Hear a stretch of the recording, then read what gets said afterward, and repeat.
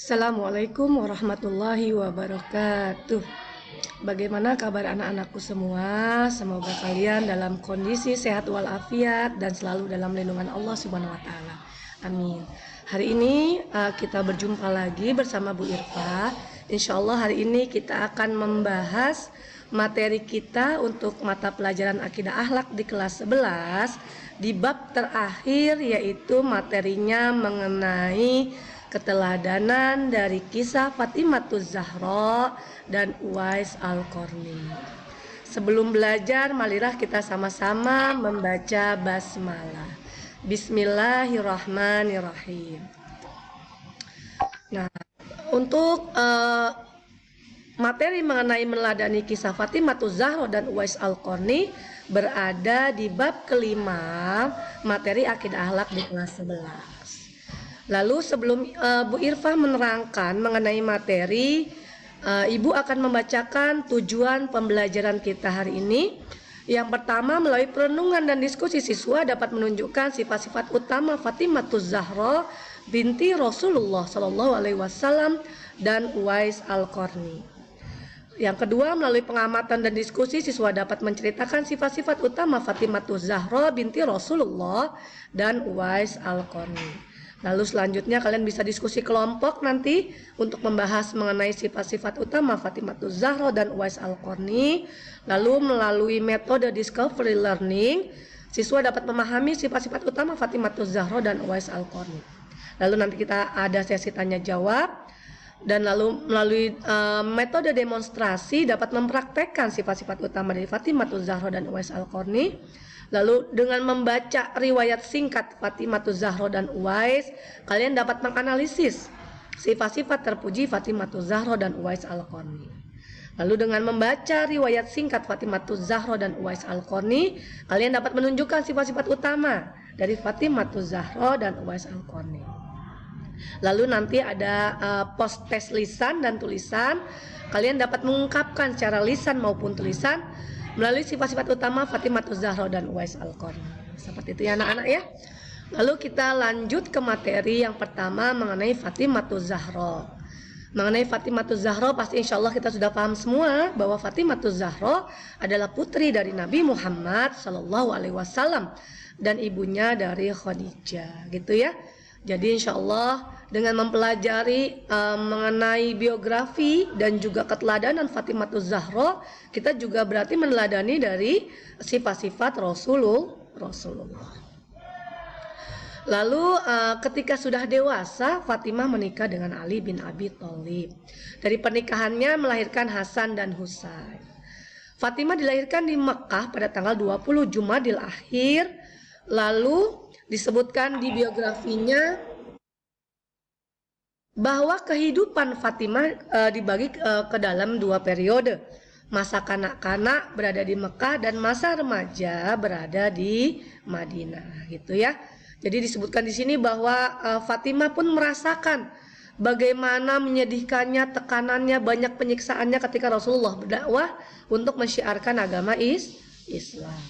Lalu pada periode remaja, nah Fatimah sudah merasakan nih tinggal di pusat kota dan juga menjadi salah satu anak dari tokoh yang berpengaruh, yaitu dari Rasulullah SAW.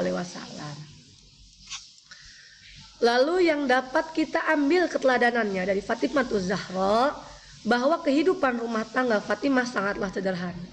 Padahal kita tahu ya bahwa beliau adalah putri dari Rasulullah yang setidaknya ketika beliau ingin maka bisa untuk mendapatkan banyak kekayaan dan kekuasaan. Tapi Fatimah hidup sangat sederhana. Sampai disebutkan dalam kisah untuk bisa makan saja Fatimah sampai membuat rotinya sendiri, gitu ya. Kalau pada zaman dulu kan pada masa Arab, maka masyarakat memakan yaitu berupa roti gitu yang terbuat dari gandum yang memang diolah sendiri untuk menjadi makanan pokok sehari-hari. Lalu disebutkan bahwa Nabi Muhammad sangat sayang kepada Fatimah. Sampai menjelang wafatnya Fatimah tiada henti menangis. Nah, karena tadi Nabi sampai memanggil dan berbisik kepadanya, maka tangisan Fatimah semakin bertambah. Kemudian Nabi berbisik lagi dan Fatimah tertawa. Kemudian hal tersebut ditanyakan kepada Fatimah. Dia menjawab bahwa dia menangis karena ayahnya memberitahu kepadanya bahwa tak lama lagi ayahnya akan meninggal. Tetapi kemudian dia tersenyum karena seperti kata ayahnya, dialah yang pertama yang akan menjumpainya di akhirat nanti. Subhanallah ya. Jadi begitu dekatnya Rasulullah dengan sosok dari Fatimah. Lalu selanjutnya, keteladanan yang dapat diambil bagi Fatimah sebagai seorang wanita yang agung. Fatimah juga adalah seorang ahli hukum Islam, subhanallah gitu ya.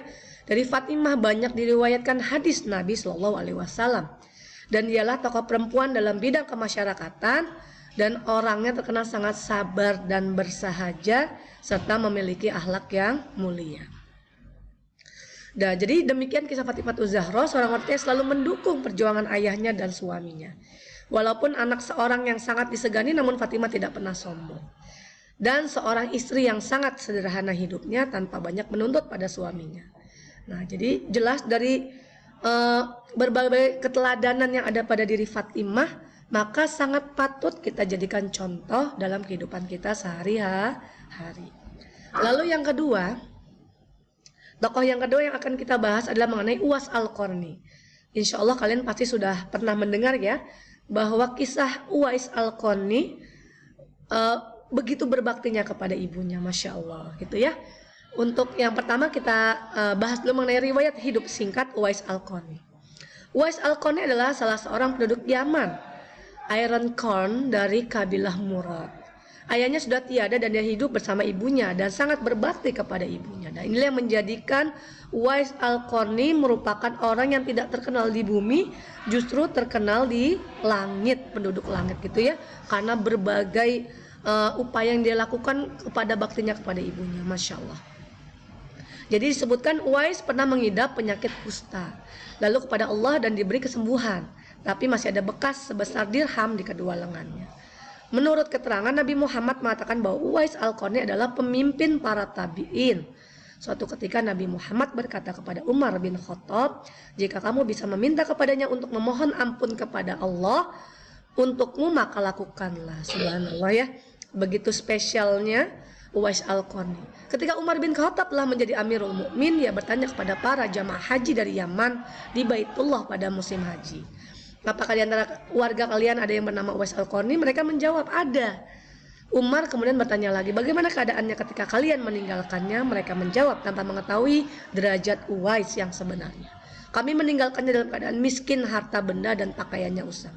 Karena memang Uwais hidup dalam kesederhanaan tanpa menunjukkan bahwa dialah orang yang sangat dicintai oleh Allah gitu ya.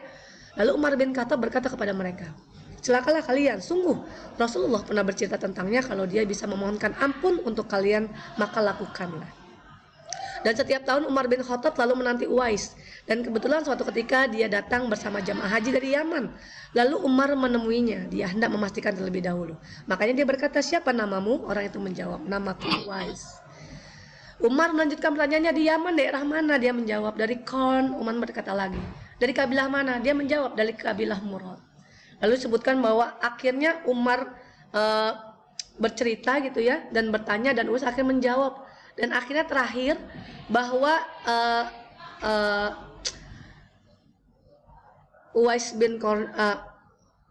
Uwais berkata bahwa memang dia pernah memiliki bekas penyakit tadi gitu ya, sebesar dirham.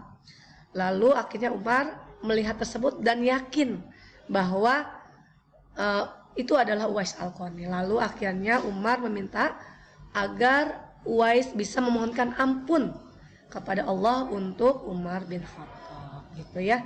Jadi itu kisah betapa Allah mencintai Uwais Al-Qarni karena berbaktinya ia kepada ibu. Lalu teladan yang dapat diambil, Uwais Al-Qarni adalah sosok pribadi yang sangat sederhana. Hidupnya tidak bergelimang harta, dan ujian hidup yang dialami diderita dengan ikhlas, dengan tetap tidak meninggalkan usaha dan kerja keras untuk keluar dari ujian itu. Termasuk ketika diuji penyakit kusta oleh Allah gitu ya. Lalu Uwais Al-Qarni juga figur yang sangat hormat dan taat kepada ibunya. Nah inilah yang menjadikan Uwais menjadi orang yang sangat spesial gitu ya, karena baktinya kepada ibunya. Nah maka sebagai seorang anak gitu ya, Maka dalam kehidupan sehari-hari kita harus mencontoh dari Uwais Al-Qarni untuk selalu berbakti kepada kedua orang tua. Mungkin hanya itu yang dapat Ibu sampaikan. Ketika ada kekurangan, Ibu mengucapkan mohon maaf. Ketika ada sesuatu yang benar datangnya dari Allah, ketika ada yang salah itu datang dari pribadi Ibu. Ibu mengucapkan terima kasih. Wassalamualaikum warahmatullahi wabarakatuh.